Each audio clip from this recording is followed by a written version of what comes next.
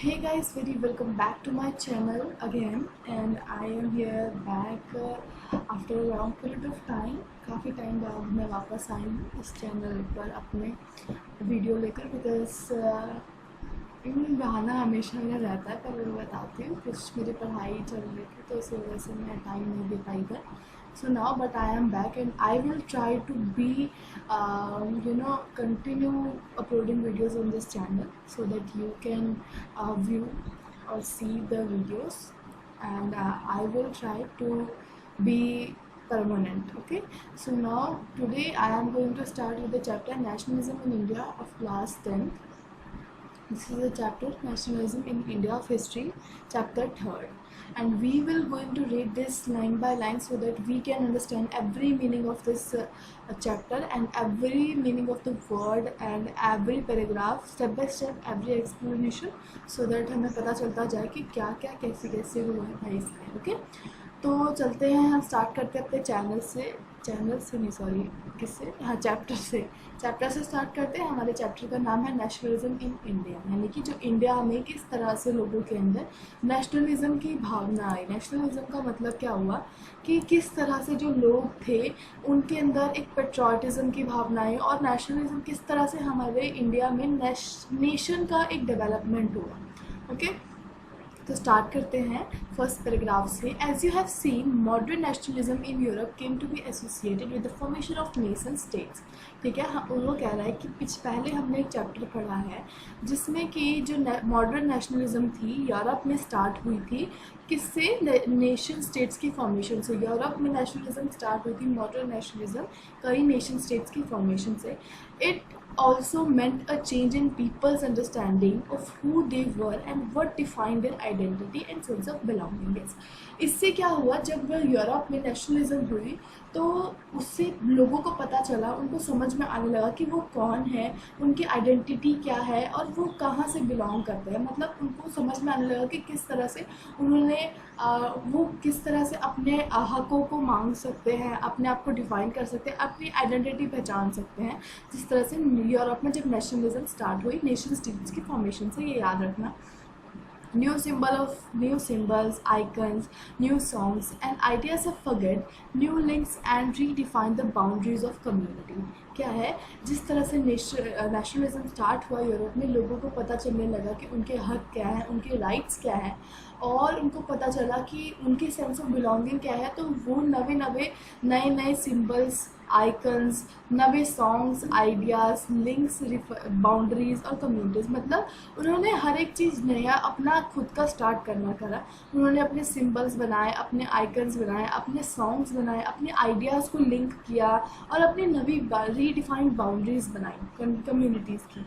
In most of the countries the making of this national identity was a long process. काफ़ी सारी countries में, जैसे Europe में ही nationalism को स्टार्ट करने में और ख़त्म करने में काफ़ी टाइम लग गया था, बहुत बड़ा सा प्रोसेस हुआ था ये. How did this consciousness emerged in India, और किस तरह से ये इंडिया में अमर्ज हुआ. पहले तो यूरोप में हुआ, तो किस तरह से इसकी मांग या फिर इसकी ज़रूरत इंडिया में लोगों को लगी, वो देखते हैं. In India as in Vietnam and many other colonies. India में, वियतनाम में और बाकी और भी सारी कॉलोनीज़ में the growth of modern nationalism is ultimately connected to the anti colonial movement. तो जो मॉडर्न नेशनलिज्म की जो कनेक्टिविटी थी दूसरे लोगों के साथ, और ये एक एंटी कॉलोनियल मूवमेंट की तरह स्टार्ट हुआ. ठीक है, वियतनाम में, इंडिया में और बाकी सारी कॉलोनियल कंट्रीज़ में. People began discovering their unity in the process of their struggle with colonialism. क्या कह रहा है वो, कि जो लोग थे वो उन्होंने डिस्कवर करना स्टार्ट कर दिया उनका मतलब प्रोसेस, जो उन्होंने स्ट्रगल किया अपने कॉलोनिज्म के द्वारा जो उन्होंने स्ट्रगल किया, उससे वो अपनी यूनिटी को, उस प्रोसेस से यूनिटी को वो डिस्कवर करने लगे. The sense of being oppressed under colonialism provided a share bond that tied many different groups together.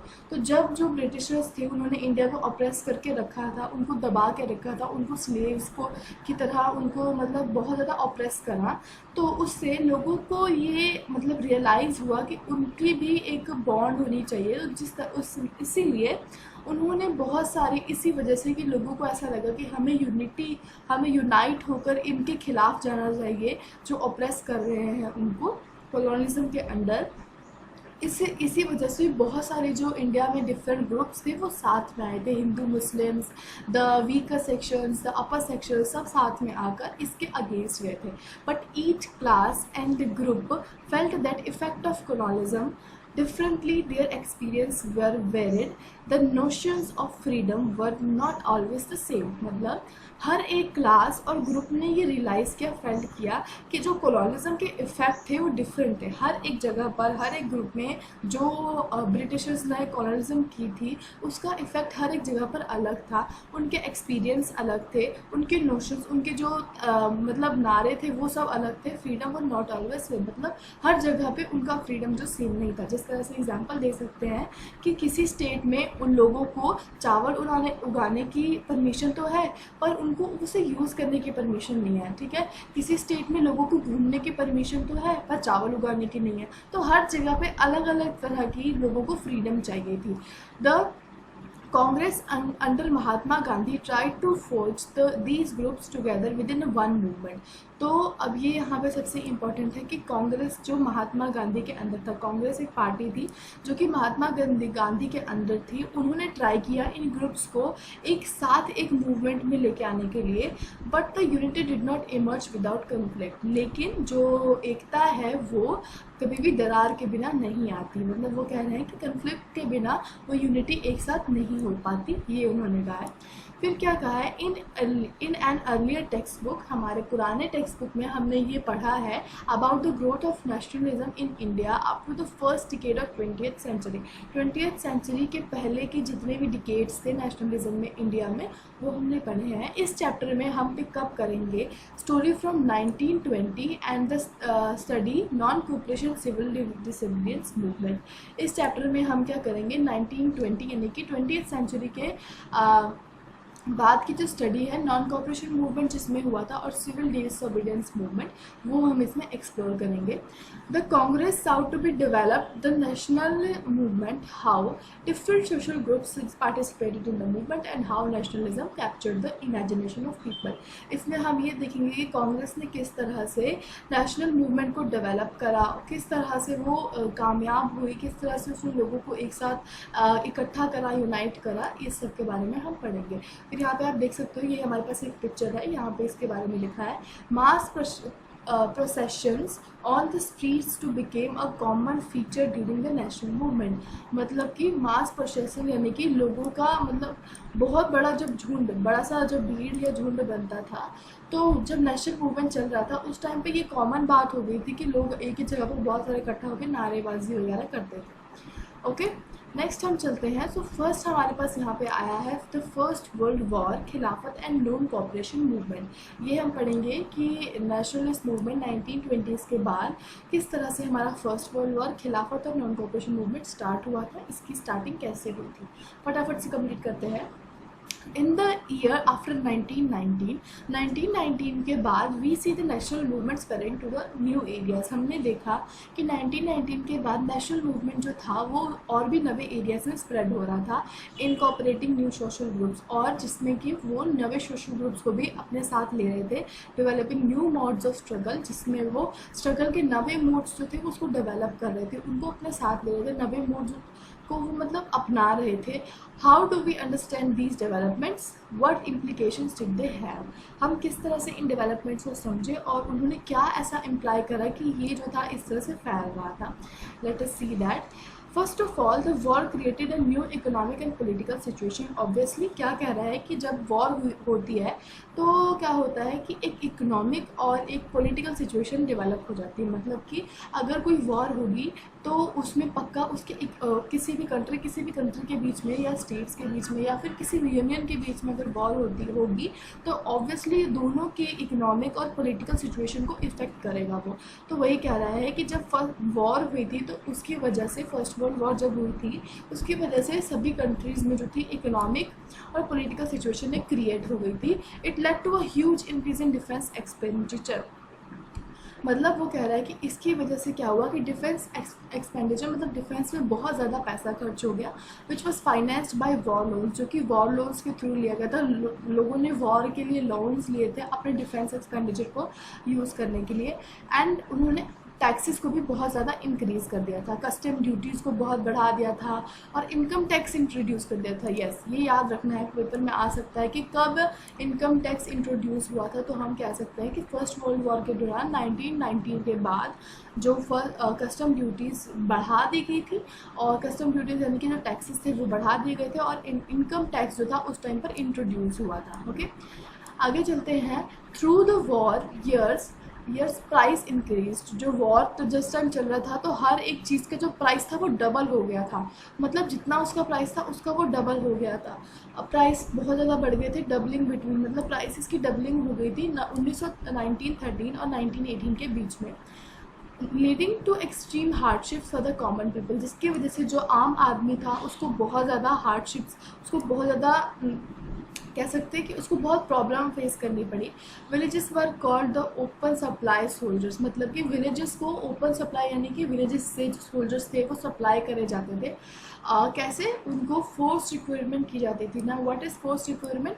Force requirement एक प्रोसेस था जिससे कि जो कॉलोनियल स्टेट है, फोर्स रिक्रूटमेंट एक प्रोसेस था जिससे कि कॉलोनियल स्टेट जो था, इनके ब्रिटिशर्स फोर्स करते थे लोगों को, विलेज के लोगों को, कि वो आर्मी को ज्वाइन करें रूरल एरिया में, कॉज वाइड स्प्रेड, जिसकी वजह से जो था लोगों के बीच में बहुत ज़्यादा गुस्सा आ गया था। Then in 1918 to 1919 and 1921 crop fail. इस टाइम के बीच में क्या हुआ, जो फसलें थी वो फेल हो गई थी बहुत सारे पार्ट्स में इंडिया के, जिसकी वजह से जो फूड की शॉर्टेज हुई। This was accompanied by an influenza, और फिर इसी के साथ मतलब कह सकते दुखों का पहाड़ उनके ऊपर टूट पड़ा था एक ही साथ में। पहले इनकम टैक्स इंट्रोड्यूस कर दिया, उसके बाद हार्डशिप्स कॉमन पीपल में आई, प्राइसेस बहुत ज़्यादा बढ़ा दिए गए, लोगों को फोर्स करा जा रहा था कि वो आर्मी को ज्वाइन करे। उसके बाद इंडिया के कई पार्ट्स में जो क्रॉप्स थे वो फेल हो गई थी, खाने की शॉर्टेज हो गई थी। उसी के साथ क्या हुआ, एक एपिडेमिक यानी कि एक महामारी भी उस टाइम आ गई थी, इन्फ्लुएंजा नाम की, जो कि उस टाइम पे बहुत ज़्यादा बढ़ गई थी। अकॉर्डिंग टू द सेंसस, उस टाइम के सेंसस के हिसाब से 1921 में जब ये एपिडेमिक आई थी तो 13 मिलियन पीपल जो थे वो फेमाइंस और एपिडेमिक यानी कि इस महामारी और बाढ़ों की वजह से बहुत ज़्यादा पीड़ित थे, बहुत ज़्यादा मतलब परेशान थे। People hope that their hardships would end after the war was over. लोगों को लगा कि जब वॉर ख़त्म हो जाएगी तो उनकी जितनी भी मुश्किलें हैं वो भी ख़त्म हो जाएंगी धीरे धीरे। एट दिस बट ऐसा कुछ भी हुआ नहीं, जो भी उन्होंने सोचा कि वॉर के बाद सब कुछ नॉर्मल हो जाएगा, पर ऐसा हुआ नहीं। At this stage a new leader appeared and suggested a new mode of struggle।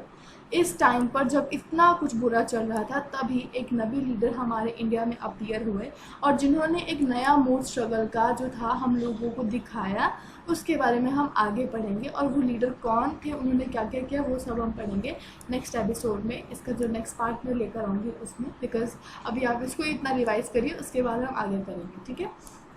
So guys please like this video if you like कैसे मैंने समझाया please, and I will try to make more interesting videos on other topics, because पढ़ाई तो सब करते ही हैं, हम कुछ मतलब एक्स्ट्रा ऑर्डिनरी करेंगे और इंटरेस्टिंग। सो वो भी मैं वीडियो सून लेकर आऊँगी, तब तक आप इसको समझिए। एंड आई विल ट्राई, मैं कोशिश करूँगी कि मैं इस पर काम करती रहूँ और वापस मतलब स्टॉप ना करूँ।